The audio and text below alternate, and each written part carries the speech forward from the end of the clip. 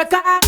Flavor na Geribi, Kembo man etaton B. Puffy and this my kings, yo PTK. Trap what a sunang marabo. HK indaka gara kaya ye woman boga mwese paru kukwe bakunyanya kuganzare kava bukwe. Doku saka ujire wane wakaziwa makuwa akanganwa geta uyu sando musa mupe. Ane naro ngati nyo, awese ane naro ngati nyo. Puffy and ini wani asiripo, bangwe bakuruira na kutonga warifo. Ane naro ngati nyo, awese ane naro ngati nyo. Puffy and ini wani asiripo, bangwe bakuruira na kutonga warifo.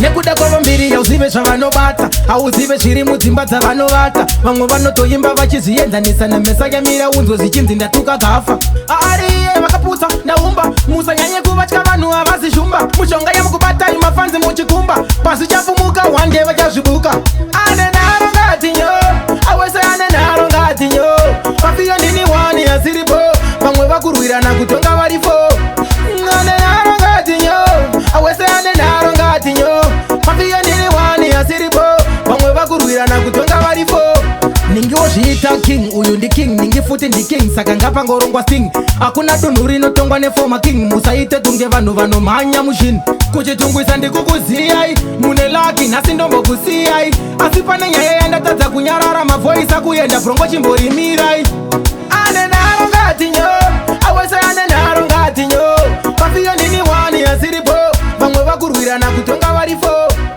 ane naro ngatinyo awese ane naro ngatinyo pafiyo ndini wani asiripo vamwe vakurwirana areko zeva dene nene ashanino nene saka chanetsa che saka ndoita ini ndoita panoita ndoita mira konde vexa areko zeva dene nene ashanino nene saka chanetsa che ita ndoita isi toita patoita miro sati vexa